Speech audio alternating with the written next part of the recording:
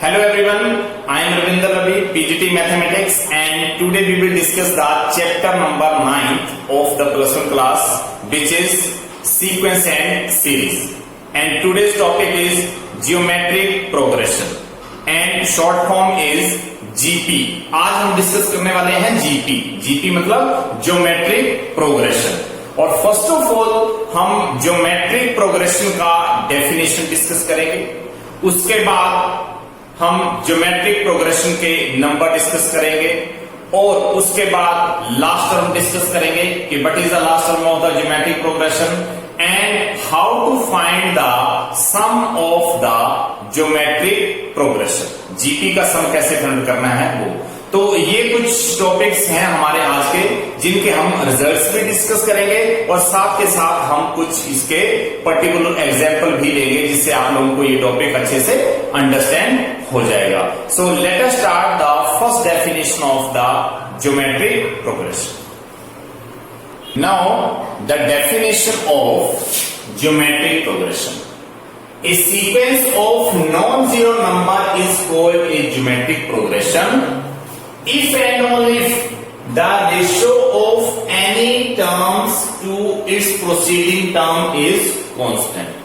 इसका मतलब ये है कि कोई भी सीक्वेंस, या तो वो सीक्वेंस फाइनाइट हो सकती है या तो वो सीक्वेंस इनफाइनाइट हो सकती है।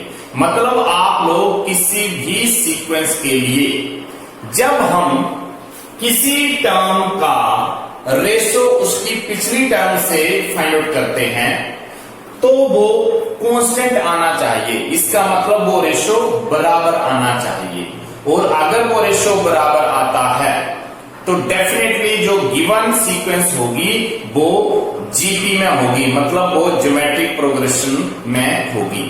फॉर एग्जाम्पल, इसके लिए अगर हम फॉर एग्जाम्पल की बात करें, 4, 8, 16, 32, दिस इज फाइनाइट सीक्वेंस।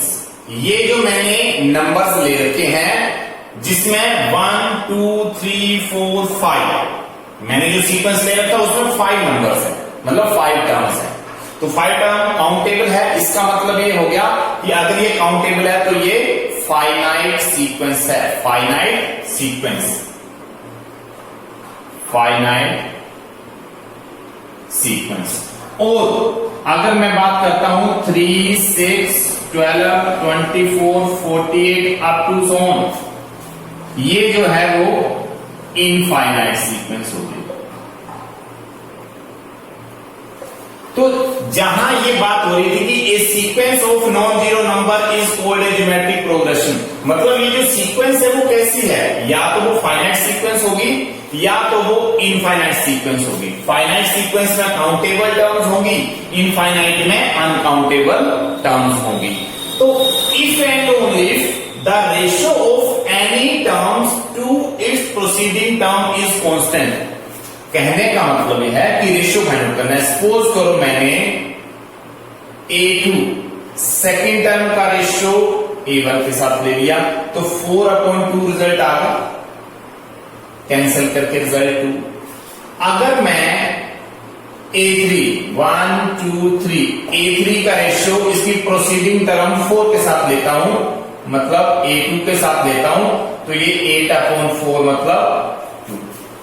इसका मतलब ये हो गया कि ये वैल्यू जो है वो सेम आ रही है। इसका मतलब ये है कि कॉमन रेशियो जो आ रहा है वो 2 आ रहा है। कॉमन रेशियो जो है वो 2 आ रहा है।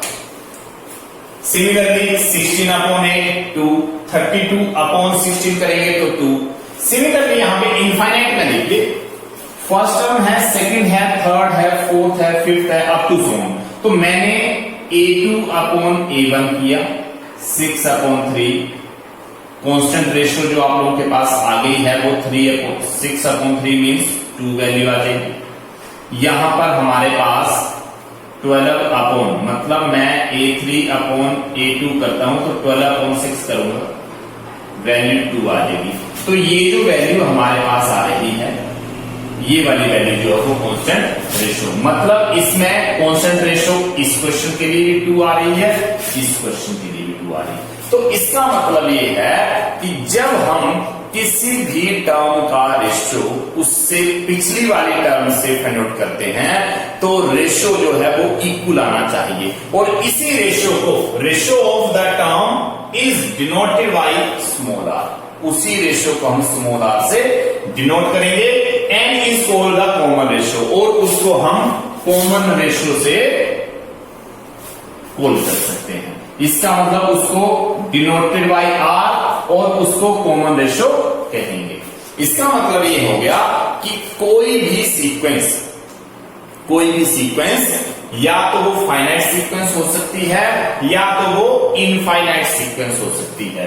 फाइनाइट सीक्वेंस का मतलब जिसमें काउंटेबल टर्म्स होंगी जिसको गिना जा सकता है, और इनफाइनाइट सीक्वेंस मतलब जिसको गिना नहीं जा सकता है, वो इनफाइनाइट सीक्वेंस। कोई भी सीक्वेंस, फाइनाइट सीक्वेंस और infinite sequence, if and only if the ratio of any term to its preceding term is constant, किसी भी सीक्वेंस में अब मैं चाहे वो फाइनाइट सीक्वेंस हो इनफाइनाइट सीक्वेंस हो, उसका जो रेशो आएगा, मतलब किसी भी टर्म का रेशो उससे पिछली वाली टर्म, उससे प्रोसीडिंग टर्म से रेशो फाइंड किया जा रहा है, तो वो रेशो सेम आना चाहिए, और सेम आने पर वो प्रोग्रेशन जो होगा, वो सीक्वेंस जो होगी, वो जीपी में कन्वर्ट हो जाएगी। एट लास्ट हम ये कह सकते हैं कि किसी भी सीक्वेंस में जब किसी टर्म का उससे पिछली टर्म से रेशो फाइंड आउट होता है तो वो कांस्टेंट आना चाहिए। कांस्टेंट मतलब वो वैल्यू सेम रहनी चाहिए। अगर ऐसा है तो वो गिवन नंबर की सीक्वेंस को हम जीपी कह सकते हैं। जीपी कह सकते हैं मतलब वो नंबर ज्योमेट्रिक प्रोग्रेशन में होंगे, और उस कांस्टेंट रेशो को हम आर से डिनोट करेंगे और उसको कॉमन रेशो से डील करेंगे। Next one is geometric series. Geometric series, geometric series का मतलब ये है कि जब हम नंबर्स को ऐड कर देंगे a1 plus a2 plus a3 plus a4 up to so on an, इसका मतलब अगर हम सारी टर्म्स को, first term, second term, third term, fourth term को अगर हम ऐड कर देते हैं तो इसको हम ज्योमेट्रिक सीरीज कह देते हैं। इसको हम ज्योमेट्रिक सीरीज कह देते हैं। और जहां तक कॉमन रेशो की बात आएगी, कॉमन रेशो जो कि ये वाला स्टेप था, ratio of the term is denoted by R, common ratio R से डिनोट करेंगे, और इसका जनरल रिजल्ट जो हमारे पास आ जाएगा वो आ जाएगा a n upon a n minus 1। मतलब n की वैल्यू को अगर हम for example r is equal to a2, तो यहां पे 2 माइनस 1, इसका मतलब a1, that is r is equal to a10 upon a9। मतलब किसी भी टर्म को, मतलब सेकेंड टर्म है तो उसकी प्रोसीडिंग टर्म a1 होगी, 10th टर्म है तो उसका प्रोसीडिंग टर्म a9 होगा। तो इसका मतलब ये है कि कॉमन रेशो का रिजल्ट जो है वो हमारे पास ये आ चुका है। अगर हम टर्म को ऐड कर देते हैं तो वो ज्योमेट्रिक सीरीज बन जाती है, और अगर हम टर्म्स को a1, a2, a3 लिख देते हैं तो ये हमारे पास सीक्वेंस है। और जहां a1 plus a2 plus a3 plus a4 हमने किया है, तो अगर ये number a1, a2, a3, up to so on an, R in GP, अगर a1, a2, a3 up to so on an GP में है तो हम a1 plus a2 plus a3 plus a4 up to so on an plus an को हम geometric series कह सकते हैं। ये हमारे पास जीपी थी और जब हमने इन नंबर्स को ऐड कर दिया तो ये ज्योमेट्रिक सीरीज बन गई। और जब हमने किसी भी टर्म का रेशो उससे पिछली वाली टर्म से लिया तो उसको हम कॉमन रेशो कह देंगे। और जनरली अगर ऐसा कुछ नहीं है और A1 A2 A3 up to so on है तो ये कोई भी सीक्वेंस है। Now the next topic is number of GP. A1, A2, A3 up to so on AN are in GP. मान लो A1, A2, A3, A4 up to so on AN है, जो given number है वो GP में है। तो इसका मतलब first term of the GP, first term of GP, first term of the GP बन गया A1, जिसको हम जनरली A से डिनोट करेंगे। इसका मतलब ये है कि first term of the GP जो है वो A से हम डिनोट करेंगे। उसके बाद second term of GP is A2, जिसको हम AR से डिनोट करेंगे। यहां पे हमने रेशो को फर्स्ट टर्म से मल्टीप्लाई करना है, जैसे हम एपी में करते थे। एपी के नंबर में एपी की जो फर्स्ट टर्म आती थी उसको ए सपोज करते थे। उसके बाद A2 फाइंड आउट करने के लिए उसमें डी ऐड कर देते। डी ऐड करने का मतलब जहां कॉमन डिफरेंस आता था वहां पे हम उसको ऐड कर देते। क्यों ऐड इस वजह से कर रहे थे क्योंकि डी फाइंड आउट करने का रिजल्ट था A2 माइनस A1, मतलब वहां पे डी फाइंड करते थे हम किसी भी टर्म से पिछली वाली टर्म को माइनस कर देते थे। किसी भी टर्म से उससे पिछली वाली टर्म को माइनस करने पर हमारे पास डी आ जाता था। और A3 करने पर हम A प्लस डी, ये वाली टर्म लिखते थे, प्लस डी और कर देते थे, तो ये रिजल्ट A प्लस 2D बन जाता था। तो सिमिलरली यहां पे AP में कॉमन डिफरेंस को ऐड करके टर्में फाइंड आउट की जा रही थी, लेकिन यहां पर जीपी में क्या हो रहा है कि जो हमारे पास कॉमन रेशियो आएगा तो उसको हम मल्टीप्लाई करेंगे। तो इसका मतलब A2 A इंटू R, इसी तरीके से A3 AR ये है इंटू R और करेंगे तो AR raise to power 2। Similarly A4 को करेंगे तो A3 as it is into R और मल्टीप्लाई हो जाएगा AR raise to power 3। Similarly A5 में AR raise to power 3 as it is लिखेंगे, इंटू R करेंगे तो AR रेज़ टू पावर 4। तो यहां से ये टर्में एज इट इज लिखी जाएंगी और लास्ट में AN टर्म बनेगी AN। तो AN टर्म को हम लिख सकते हैं, यहां पे हम ऑब्जर्व कर रहे हैं A1 is equal to A, A2 R, मतलब यहां रेज़ टू पावर R की 1, A3 के लिए R की पावर 2, A4 के लिए R की पावर 3, A5 के लिए R की पावर 4। इसका is equal to AN minus 1, AN is equal to AR raise to power N minus 1 is the last term of the G। Now अगर ये हमारे पास लास्ट टर्म है तो हम यहां पे लिख सकते हैं जनरल टर्म जो है हमारे पास, वो वैल्यू हमारे पास जो है वो आ चुकी है AN is equal to AR raise to power N minus 1। ये हमारे पास जनरल टर्म है और इसी टर्म को हम लिख सकते हैं लास्ट टर्म ऑफ GP, और लिख सकते हैं nth टर्म ऑफ GP। मतलब हमारे पास AN is equal to AR raise to power N minus 1 term जो है वो एक जनरल टर्म बन गई है। यहां से हम कोई भी वैल्यू फाइंड कर सकते हैं। इसका मतलब ये हमारे पास लास्ट टर्म है, ये हमारे पास nth टर्म है। तो ये जनरल टर्म भी है, लास्ट टर्म भी है, nth टर्म भी है। अगर आप लोगों को general term, last term, nth term कुछ भी पूछा जाए तो आप लोग ये सिंपल ये वाला रिजल्ट अप्लाई करेंगे। और जनरल रिजल्ट का मतलब ये होता है कि इसमें कोई भी n की वैल्यू पुट करें। सपोज करो मैंने a 10 पुट कर दिया तो मेरे पास ये है a r raised to power 10 minus 1, मतलब ये वैल्यू मेरे पास a r raised to power 9 बन जाएगी। इसका मतलब जो GP का 10th टर्म है वो a r raised to power 9 आ जाएगा। तो इस तरीके से अब हम ये लिख सकते हैं,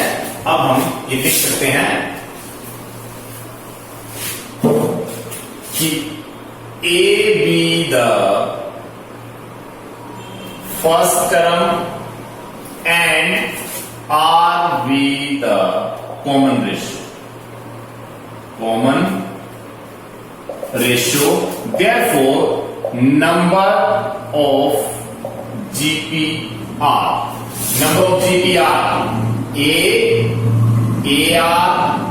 AR square, AR cube up to so on AR raised to power n minus 1। तो ये हमारे पास GP के नंबर आ गए हैं, जिसमें फर्स्ट टर्म जो है वो A है और कॉमन रेशियो जो है वो R है। फर्स्ट टर्म A है, कॉमन रेशियो R है, तो नंबर ऑफ GP जो है वो ये आ चुके हैं हमारे पास, AR square, AR cube up to so on AR raised to power n minus 1। तो यहां तक हमने क्या क्या डिस्कस कर लिया? हमने ज्योमेट्रिक प्रोग्रेशन का डेफिनेशन डिस्कस कर लिया, हमने ज्योमेट्रिक सीरीज कर लिया, हमने कॉमन रेशियो कर लिया, हमने first term of the GP कर लिया, last term of the GP कर लिया, या general term of the GP कर लिया। अब हम सम ऑफ जीपी करने जा रहे हैं कि how to find the sum of GP. अगर जीपी के कुछ टर्म्स को ऐड करना हो या n टर्म्स को ऐड करना हो तो उसको ऐड करने के लिए हमारे पास कौन से रिजल्ट रहेंगे। तो इस चीज के लिए यहां पे हम रिजल्ट लिखेंगे।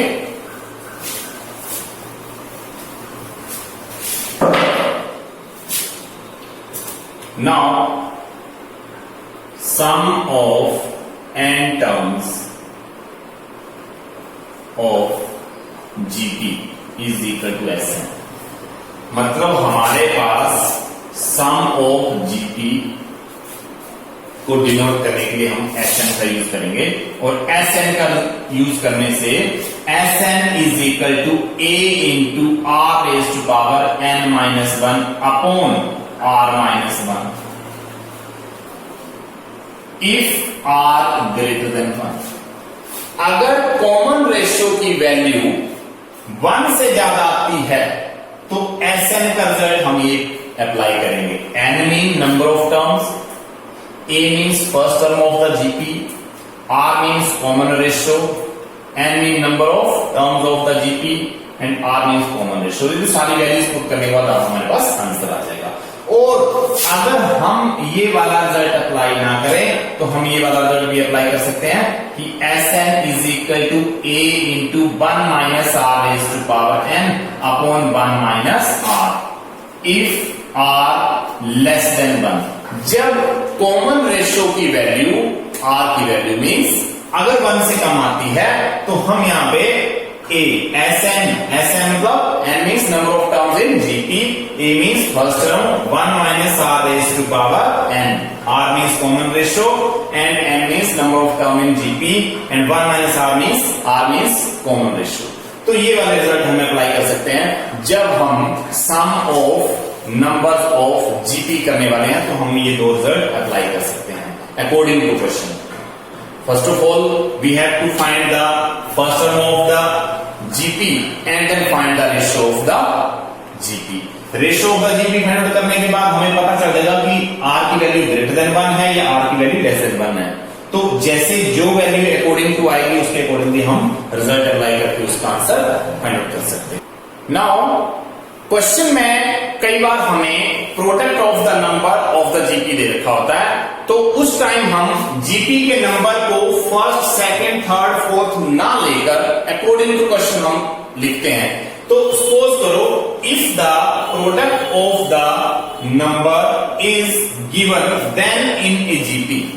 अगर जीपी के नंबर का प्रोडक्ट हमें गिवन है क्वेश्चन में, then 3 number are taken as. अगर 3 नंबर का क्वेश्चन दे रखा है वहां पर कि जीपी के 3 नंबर का प्रोडक्ट हमें लेना है, तो हम जीपी के 3 नंबर तो ये है AR स्क्वायर।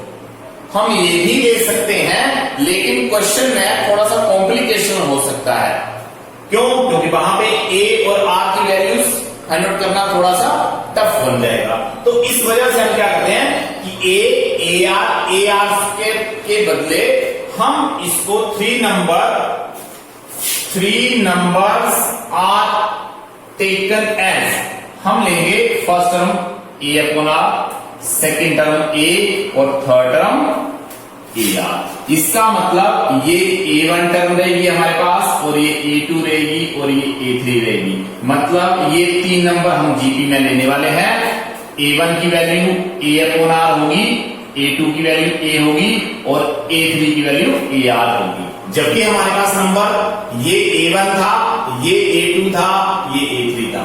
लेकिन जहां प्रोडक्ट की बात आ रही है, जहां पर क्वेश्चन में product of the number given होगा जीपी के नंबर के लिए, तो हम 3 नंबर जो है वो फर्स्ट नंबर, सेकंड और थर्ड लेंगे।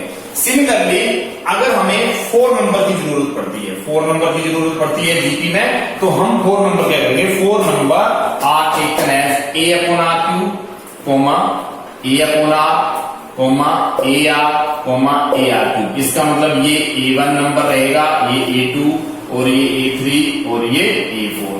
तो ये वैल्यू जो है वो हम 4 नंबर के लिए यूज कर रहे हैं। अगर हमें क्वेश्चन में 4 नंबर का प्रोडक्ट दे रखा है तो मुझे ये वाले नंबर लेने। इसमें सबसे मेन अच्छी बात क्या होती है, जैसे हम इनका प्रोडक्ट करेंगे तो R क्यूब से R क्यूब और R से R कैंसिल आउट हो जाएगा और डायरेक्टली यहां से A की वैल्यू आ जाएगी।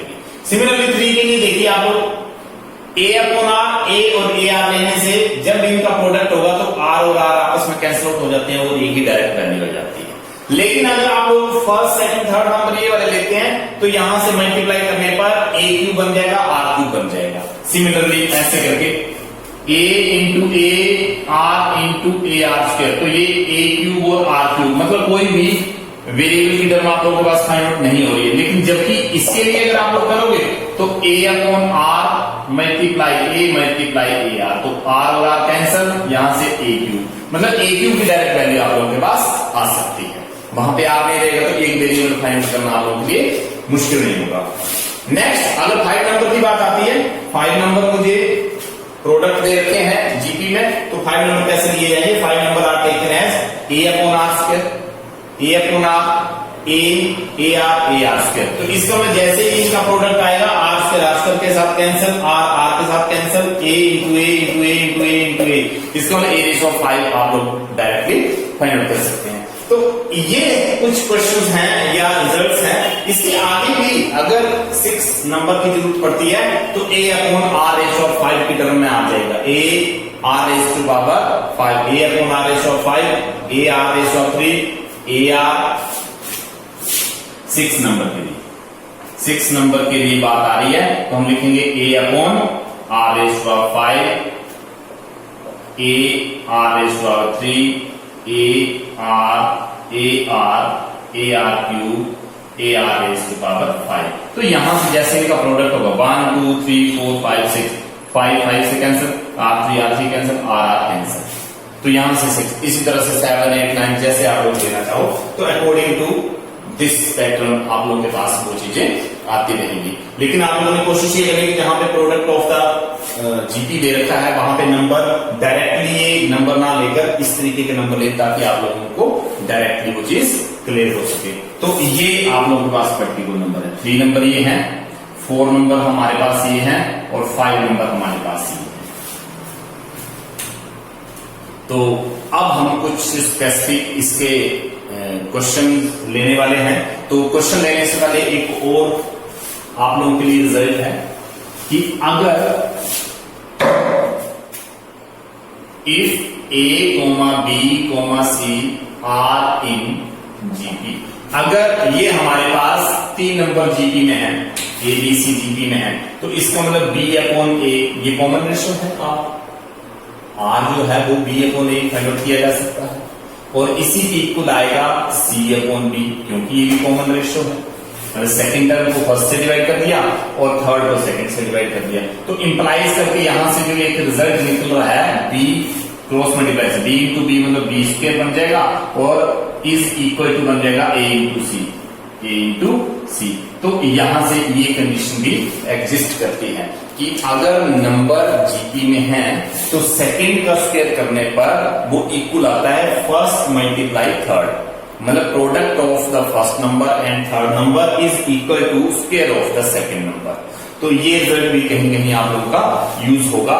तो इस तरीके से आप लोग रिजल्ट अब फाइनलाइज हो चुके हैं, सारे हमने डिस्कस भी कर लिए। तो इसके रिलेटेड हम कुछ पर्टिकुलर क्वेश्चन लेने जा रहे हैं जिससे आप लोगों को ये टॉपिक अच्छे से अंडरस्टैंड हो जाएगा। Our first question is the first term of a GP with real term is 1। इसका मतलब क्या है कि सॉल्यूशन में हम लिखेंगे कि given first term of GP ये 1 दे रखी है, that is a is equal to 1। GP का फर्स्ट टर्म 1 दे रखा है।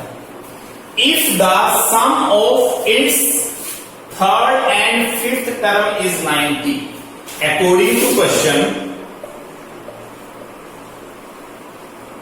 according to question sum of its third and fifth term, third and fifth मतलब third term plus fifth term, sum of third term and fifth term is equal to 90। ये question में given है कि GP का जो third term है और fifth term है उसका सम जो वो 90 है। Find the common ratio of the GP. तो मुझे common ratio R find out करना है।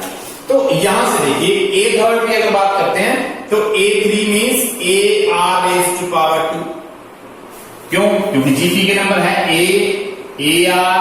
AR square, AR raise to power 3, AR raise to power 4। ये फर्स्ट है, ये सेकंड है, ये थर्ड है, ये थर्ड टर्म प्लस A5 की बात करें तो यहां पे A4 और ये A5। क्यों? क्योंकि जनरल टर्म क्या थी? AN टर्म थी AR raise to power n-1। तो A3 की बात करें तो AR3-1 मतलब AR रेज़ टू पावर 2 बन गया, और A5 की बात करें तो AR रेज़ टू पावर 5-1 मतलब AR रेज़ टू पावर 4 बन गया। तो यहां से AR रेज़ टू पावर 4 ये वैल्यू बन गई 9।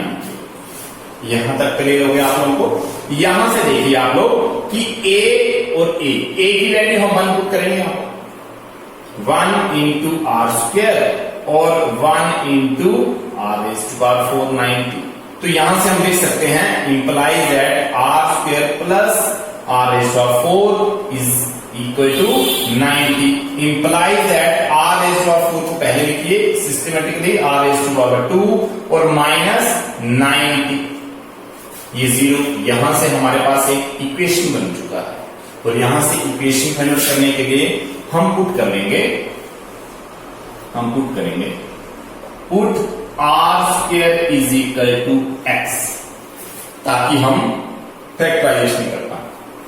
आर स्क्वायर की वैल्यू अगर एक्स है तो आर रेज़ टू पावर 4 की वैल्यू को मैं एक्स स्क्वायर लिखूंगा। क्यों? क्योंकि आर रेज़ टू पावर 4 को मैं आर स्क्वायर होल स्क्वायर लिख सकता हूं, और आर स्क्वायर को मैंने एक्स लिया है तो एक्स, और यहाँ पे स्क्वायर, इसको मैं आर रेज़ टू पावर को मैं 4 को मैं एक्स रेज़ टू पावर 2 लिख सकता हूं। यहां से प्लस आर स्क्वायर इसकी वैल्यू एक्स है और माइनस 90 मतलब मैंने वैसे तो ये इक्वेशन जो वो बाई क्वाड्रेटिक इक्वेशन बन चुका है क्योंकि रेशियो ऑफ 4 आ चुका है, लेकिन रेशियो ऑफ 4 टफ है करना, तो इस वजह से मैंने R square is equal to X कर दिया। तो यहां से अब हम इसके फैक्टर बनाएंगे। तो फैक्टर बनाने का मतलब क्या था कि x square plus x minus 90 is 0। It can be x square plus 10x minus 9x minus 90 is equal to 0। यहां से 10 इंटू माइनस 9 करेंगे तो माइनस के 90 आ जाएंगे, 10x माइनस 9x करेंगे तो प्लस के x आ जाएगा। x कॉमन लेने पर x प्लस 10 और माइनस 9 कॉमन लेने पर x plus 10 is equal to 0। तो यहां से हमारे पास दो फैक्टर आ गए, x प्लस 10 आ गया और यहां से x minus 9 is equal to 0। तो यहां से दो value x plus 10 is equal to 0 और x minus 9 is equal to 0। तो x is equal to minus के 10 और x इज इक्वल टू 9। तो यहां से जो वैल्यू हमारे पास बन रही है, x की वैल्यू माइनस 10 और x की वैल्यू 9, तो जहां तक x की बात है तो x हमने सपोज किया था r स्क्वायर, तो हम देयरफॉर करके लिखेंगे r square is equal to -10 और यहाँ पे x की वैल्यू r स्क्वायर मीन्स 9। तो यहां से ये जो वैल्यू हमारे पास है ये वाली वैल्यू नॉट पॉसिबल आता है, नॉट पॉसिबल इस वजह से आ रहा है क्योंकि r स्क्वायर की वैल्यू माइनस मानिए किसी भी स्क्वायर की वैल्यू माइनस में नहीं हो सकती, इसका मतलब r square does not equal to -10, तो यहां से r की वैल्यू जो है वो +-3 आ जाएगी।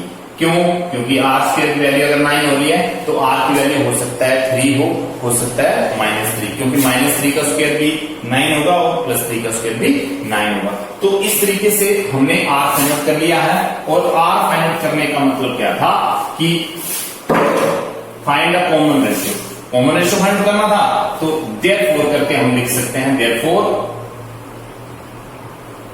Common ratio is equal to r और is equal to +-3। This is the required answer, this is the required answer. तो ये now our next question is if the third, sixth and the last term of a GP are 6, 48 and 3072, मतलब किसी GP के third term, six and last term हमें given है। तो सबसे पहले तो हम लिखेंगे सॉल्यूशन में लिखेंगे कि given A3 is equal to 6, A6 is equal to 48, third term के लिए ये थर्ड टर्म है, और 6 ये 6 टर्म है, मतलब थर्ड टर्म ये है, 6 टर्म ये है, और लास्ट टर्म जो है वो ये है, और लास्ट टर्म जो है इसका लास्ट टर्म मतलब an जो है वो 3072, ये 3 टर्म हमें गिवन है। Find the first term and the number of term in the GP, मुझे फाइंड आउट करना है जीपी का फर्स्ट टर्म और number of term lies in GP, मतलब इस जीपी में कितने टर्म लाई करते हैं, कितने नंबर हैं जो जीपी प्रोग्रेशन में है। तो यहां से A3 को हम क्या लिख सकते हैं, implies that A3 means AR square first term आ गई, और A6 को हम लिख सकते हैं AR⁵ इज इक्वल टू 48, ये सेकंड आ गया। मतलब इसमें से मैंने ये रिजल्ट फाइंड कर लिया और इसमें से ये रिजल्ट फाइंड किया, मतलब A3 को मैंने लिख दिया AR² इज इक्वल टू 6 और A6 को AR⁵ इज इक्वल टू 48। यहां से अब हम कॉमन रेशियो फाइंड आउट कर सकते हैं। Therefore dividing second by first, इसका मतलब AR⁵ upon AR⁵2 is equal to 48 upon 6। यहां से एक कैंसल, R स्क्वायर से ये टर्म कैंसल, 3 रह जाएगा, इसका मतलब R³ इज इक्वल टू 6 1 जा 6, 6 8 जा 48, मतलब R³ की वैल्यू जो वो 8 आ चुकी है। R³ की वैल्यू 8 आने का मतलब R की वैल्यू 2, क्योंकि 8 जो है R³ is equal to 8, R³ is equal to 2 R is equal to 2, R की value 2। Now R is equal to 2 आने पर हम इस R को किसी भी एक वैल्यू में रखेंगे, हम लिखेंगे from first AR⁵2 is equal to 6, यहां पे रखेंगे A, R की वैल्यू 2 6 A, और यहां पे बन जाएगा ये 4 और ये 6, A is equal to 6/4, A is equal to 3/2, A की वैल्यू जो वो 3/2 आ चुकी है, A की वैल्यू 3/2 है, और R की वैल्यू जो है वो 2, A और R हमारे पास आ चुके हैं। नाउ हम लिख सकते हैं नाउ an इसकी लास्ट टर्म 3072 है, तो हम यहां से an का रिजल्ट a r और n-1 इज 3072, a की वैल्यू 3/2 और यहां पे r की वैल्यू 2 रेश और n-1। तो यहां से जो रिजल्ट हम फाइंड करेंगे 2 मल्टीप्लाई 3072 और अपॉन 3, क्रॉस मल्टीप्लाई कर दिया मैंने 2 को इसके साथ और 3 अपॉन में। नाउ 3 1 जा 3 0, 3 2 जा 6 and 3 4 जा 2 raised to power n-1 is 2048। अब हम 2048 के यहां पर नाउ 2048 फैक्टराइजेशन करेंगे 1024 512 256 128 and 64 32 16 8 4 और 1। इसका मतलब 1 2 3 4 5 6 7 8 9 10 11। इसका मतलब 2 raised to power 11। अब हमें बेस अगर इक्वल आ गए हैं तो पावर भी इक्वल आएगा, बिकॉज ये इक्वलिटी का साइन है बीच में। n-1 is equal to 11, n is equal to 11 plus 1, n की value 12। This is the required. ये हमारे पास रिक्वायर्ड आंसर है क्वेश्चन का। तो n की वैल्यू हमारे पास 12 आ चुकी है, तो हम लिख सकते हैं यहां से therefore number of terms in GP ये 12 है, ये हमारे पास एक रिजल्ट है, और इसका फर्स्ट टर्म जो है वो 3 है, ये सेकंड रिजल्ट है, ये आंसर है हमारे पास। फर्स्ट टर्म पूछा था हमसे और नंबर ऑफ टर्म पूछे, तो ये हमने फाइंड।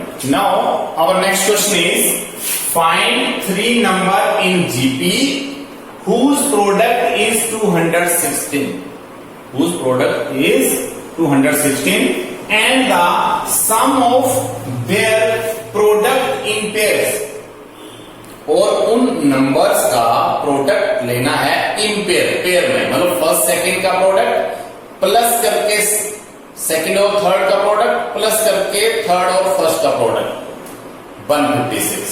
तो हम सबसे पहले लिखेंगे is let 3 number in GP, 3 number in GP। जैसा कि क्वेश्चन में प्रोडक्ट ऑफ द नंबर दे रखा है, तो जीपी के जो 3 नंबर आएंगे वो आएंगे A/R, A and AR। let 3 number in GP are A/R, A, AR। Now according to question, according to question में क्या है कि इन 3 नंबर का प्रोडक्ट है जो कि 216 देता है। Product of 3 numbers are in GP 216 means whose product is 216। तीनों का प्रोडक्ट 216, तो यहां से r और r वैल्यू जो है वो कैंसिल आउट हो जाएगी। a raise to power 3 and 216, और a रेज़ टू पावर 3 और 6 रेज़ टू पावर 3 मींस 216, तो implies a is equal to 6। तो हमारे पास इस a की वैल्यू जो है वो 6 आ चुकी, मतलब जीपी का जो फर्स्ट टर्म था वो हमारे पास 6 आ चुका है। नाउ नेक्स्ट कंडीशन क्या थी? नेक्स्ट कंडीशन ये है कि हमारे पास sum of their product in pairs, इसका मतलब अकॉर्डिंग टू क्वेश्चन लिख दो या एंड लिख दो, and A/R multiply A plus, मतलब फर्स्ट 2 का कर दिया मैंने product, A multiply AR second का प्रोडक्ट कर दिया, और सम कर दिया थर्ड और फर्स्ट का, और ये है 156। मतलब मैंने sum of their product in pairs, product in pairs का मतलब क्या है कि ये पेयर फर्स्ट और सेकंड, सेकंड और थर्ड, थर्ड और फर्स्ट, इनका प्रोडक्ट करना है और फिर उसका सम कर देना है। बीच में मैंने प्लस के साइन लगा दिए। तो यहां से a into a square upon r आ गया, plus a into a square r आ गया, और प्लस यहां से r और r cancel, only a square आ गया 156। तो यहां से मैंने a स्क्वायर कॉमन ले लिया, 1 upon r plus r plus 1 is equal to 156। a square, a की वैल्यू मैंने 6 फाइंड की है, तो यहां से मैं 6 का स्क्वायर कर दूंगा और यहां से इसका एलसीएम लेंगे, r 1 plus r square plus r is equal to 156। तो यहां से जैसे ये चीज मल्टीप्लाई होगी, 1 plus r square plus r square is equal to r को क्रॉस मल्टीप्लाई करेंगे 156r और अपॉन 6 6 36। अब यहां से हमारे पास है 1 plus r square plus r is equal to, यहां से कैंसिल करेंगे, यहां से ये 6 से कैंसिल हो रहा है, 6 2 जार 12 और 6 जार, और यहां पे 6 और यहां पे 3 और यहां पे 13। इसका मतलब 13r upon 3। Again cross multiply, 3 into 1 3r square, 3r is equal to 13r, और इंप्लाइज करके हम इसको लिख सकते हैं 3r स्क्वायर प्लस 3r आने थे, 13r इस साइड आएंगे, माइनस के 10r बच जाएंगे, प्लस 3 इज इक्वल टू 0। तो ये हमारे पास एक क्वाड्रेटिक आ चुका है। अब हम इस क्वाड्रेटिक को सोल्व कर लेंगे। इस क्वाड्रेटिक को सोल्व करने का मतलब क्या था कि implies that 3r square minus 10r plus 3। हम इसको क्वाड्रेटिक फॉर्मूला से कर लेंगे, r is equal to minus b, minus 10 plus minus b square मतलब 100 minus 4 into 3 into 3, 3 is 9 into 4 36, और अपॉन में 2 मल्टीप्लाई 3। तो r की वैल्यू जो वो प्लस के 10 बन जाएंगे और प्लस माइनस रूट 64 अपॉन 6, और r इज इक्वल टू 6 और 10 प्लस माइनस 8। तो r की वैल्यूज आ गई 10 प्लस 8 अपॉन 6 और 10 माइनस 8 अपॉन 6। तो यहां से 18 अपॉन 3 मतलब 3 आ जाएगा, और यहां से आप लोगों के पास 2 अपॉन 6 r की वैल्यू, r की दो वैल्यूज हमारे पास आ गई। या दैट इज करके हम लिख सकते हैं कि r is equal to 3, 1 r की दो वैल्यूज हमारे पास है, r की दो वैल्यूज हमारे पास आ गई हैं। तो r की दो वैल्यू आने के बाद r फर्स्ट वैल्यू 3 और सेकंड वैल्यू 1/3। तो हमने यहां से a भी फाइंड आउट कर लिया था। तो a की वैल्यू जो हमारे पास आ रखी थी वो थी 6, जो कि अभी हमने इससे पहले फाइंड आउट किया। a की वैल्यू 6 फाइंड आउट कर ली, r की वैल्यू 3 फाइंड आउट कर ली। r की हमारे पास दो वैल्यूज आ चुकी हैं, तो हम यहां से दो केस बना लेंगे कि case first a is equal to 6, r is equal to 3, and case second बना लेंगे a is equal to 6, r is equal to 1/3। मतलब हमारे पास r की दो वैल्यू है, इस वजह से हम दो केस बना रहे हैं। तो नंबर इन जीपी जो है वो a/r का मतलब था 6/3, इसका मतलब 2। फिर था a मतलब 6, फिर था ar मतलब 6 मल्टीप्लाई 3 मतलब 8। यहां पे वैल्यू ये थी, clear. And now next value is, and now case second में क्या हो रहा है कि number in GP a/r, a की वैल्यू है 6, अपॉन आर मतलब ये बन जाएगा 18, ए मतलब 6 एंड ए आर मतलब 6 मल्टीप्लाई 1/3, ये मतलब 2। तो देयरफॉर नंबर्स 18, 6, 2, देयरफॉर नंबर्स 2, 6, 18। तो इसका मतलब यह है कि जब हम a की वैल्यू 6 और r की 3 लेंगे तो नंबर आएंगे ये। अगर a की 6 वैल्यू और r की 1/3 तो नंबर आएंगे ये। तो this is the required answer, मतलब नंबर सेम ही आने हैं, आप लोग कोई भी वैल्यू चूज कर सकते हैं। तो लेकिन यहाँ पे r की दो डिफरेंट वैल्यूज आ रही हैं, तो हमने केस 1 और केस 2 बना लिया, रिजल्ट हमारे पास सेम आएगा दोनों ही से। तो this is the required answer of the given question. Now our next question is how many terms of the sequence 3, 3/2, 3/4 up to so on are needed to give the sum 3069/500। इसका मतलब ये है कि इस क्वेश्चन में GP के कितने term होने चाहिए ताकि उनको ऐड करने पर हमें इतना सम मिले, मतलब इतना अमाउंट मिल जाए हमें। तो हम क्या करेंगे कि सबसे पहले तो लिखेंगे कि given GP is 3, 3/2, 3/4 up to so. Therefore first term GP की 3 है and common ratio find out करने के लिए हम लिखेंगे A2/A1। A2 मतलब 3/2/3, जिसको फाइंड आउट करने के लिए 3/2 मल्टीप्लाई 3/1/3, जिसमें r की वैल्यू जो है वो 1/2 आई। इसका मतलब हमारे पास कॉमन रेशियो आ चुका है, हमारे पास फर्स्ट टर्म आ चुकी है। और जैसा कि क्वेश्चन में गिवन है कि SN 3069/512 होना चाहिए, इतना सम आना चाहिए हमारे पास।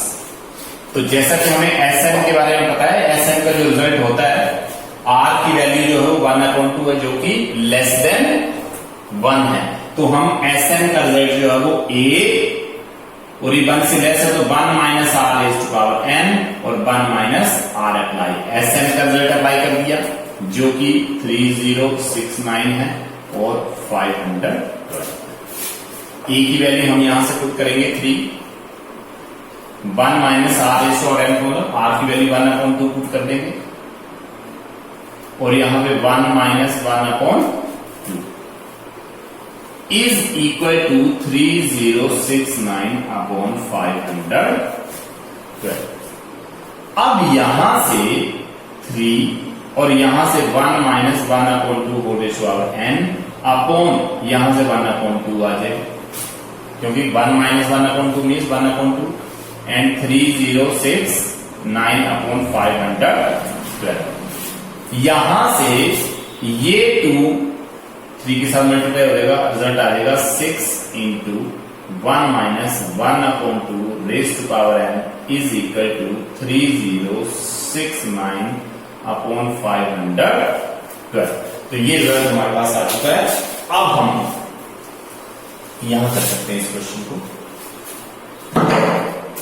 यहां से क्रॉस मल्टीप्लाई करेंगे 1 - 1/2 raise to power n is equal to 6 को क्रॉस मल्टीप्लाई इसके साथ करेंगे 3069/512 मल्टीप्लाई 6